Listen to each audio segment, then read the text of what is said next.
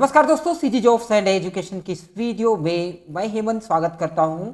तो स्टूडेंट्स, यहां पर आप लोग देख सकते हैं छत्तीसगढ़ माध्यमिक शिक्षा मंडल रायपुर शैक्षिक सत्र 2021-22 माह नवंबर का असाइनमेंट नंबर 4 कक्षा 10वीं का हिंदी विषय को लेकर के आ गया हूं, जहां पर आपको देखने को मिल लग जाएगा कि पूर्णांक यहां पर 20 है। दिए गए सभी प्रश्नों को निर्देशानुसार हल कीजिए।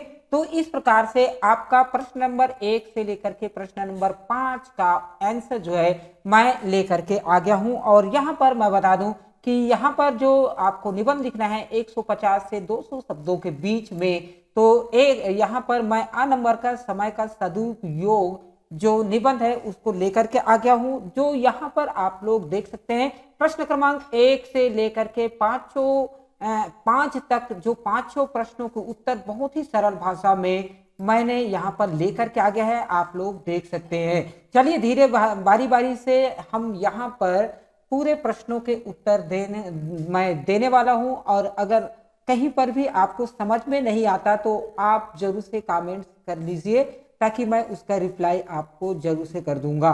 तो यहाँ पर प्रश्न नंबर 1, मारिया प्रथा ने सी कुमार की जिंदगी को किस तरह बदल दिया। तो उत्तर पर आपको लिखना पड़ेगा कि मारिया प्रथा सी कुमार को किसान से मजदूर बना दिया। उसकी आर्थिक स्थिति ठीक नहीं थी, किंतु सामाजिक दबाव में उसे मारिया भात खिलाने हेतु अपनी खेती बेचनी पड़ी। जीविकोपार्जन हेतु उसे मजदूरी करने को बाध्य होना पड़ा।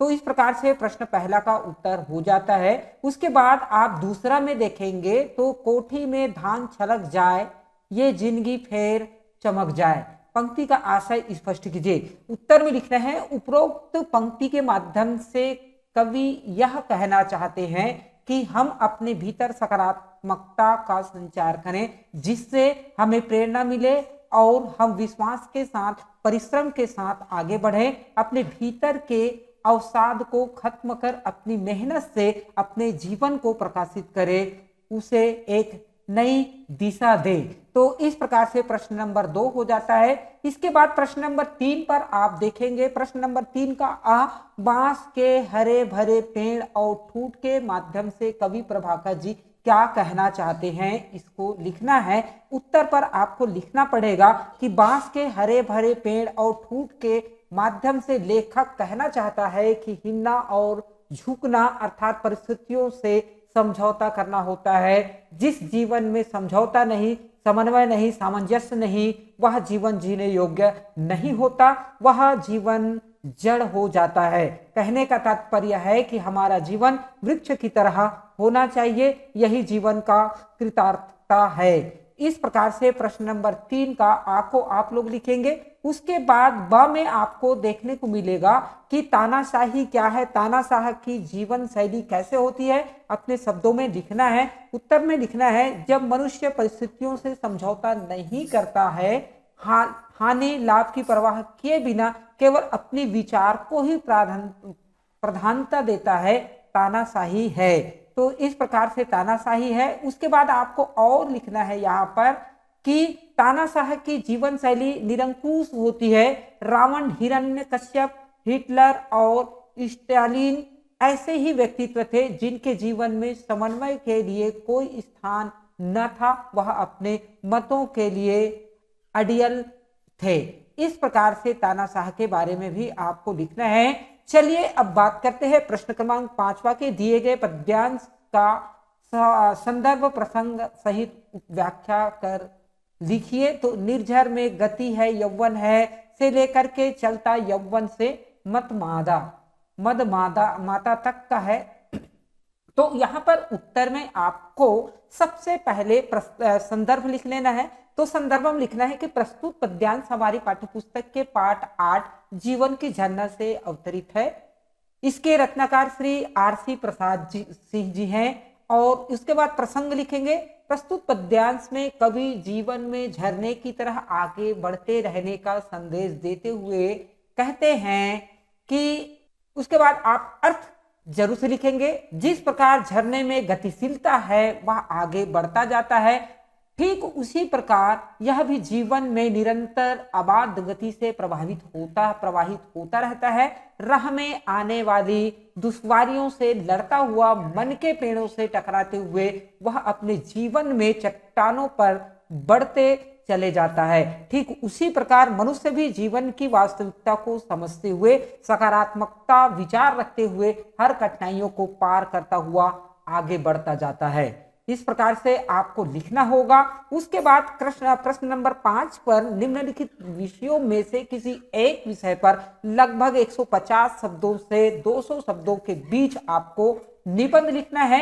ये निबंध किस प्रकार से लिखना है आप लोग देख सकते हैं। तो हमने पहले ही बताया कि समय का सदुपयोग, तो यहाँ पर समय का सदुपयोग में देख लीजिए, सबसे पहले आपको प्रस्तावना लिखना है। जो पॉइंट टू पॉइंट है उसको जरूर से लिखना पड़ेगा। तो प्रस्तावना में लिखना पड़ेगा कि संसार में समय को सबसे अधिक महत्वपूर्ण एवं मूल्यवान धन माना गया है, अतः हमें इस मूल्यवान धन अर्थात समय को व्यर्थ ही नष्ट नहीं करना चाहिए, क्योंकि बीता हुआ समय वापस नहीं लौट पाता। इसके विषय में एक कहावत प्रसिद्ध है, गया वक्त फिर हाथ नहीं आता नहीं।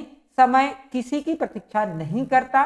समय का महत्व इस बात से भी स्पष्ट है कि यदि धन खो जाए तो पुनः कमाया जा सकता है, यदि स्वास्थ्य खो जाए तो उसको भी प्राप्त कर सकते हैं, परंतु समय एक बार हाथ से निकल जाए तो पुनः लौट कर नहीं आ सकता। जो व्यक्ति समय का सदुपयोग करता है वो ही जीवन में सफल होता है। प्रत्येक क्षण सीमित है, हेडिंग में लिख लेना है।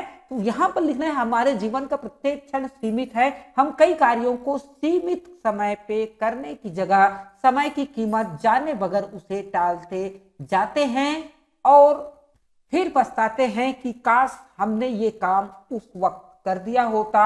एक कहावत भी है, आप सुने भी होंगे, अब पछताए होत क्या जब चिड़िया चुग गई खेत। इसलिए प्रत्येक कार्य हमें सही समय पर कर लेना चाहिए। वैसे ही भगवान ने हमें जितना समय दिया है उसे ज्यादा किसी के पास एक क्षण भी नहीं होता है। इसलिए हमें हमारे जीवन का प्रत्येक क्षण का सदुपयोग करना चाहिए।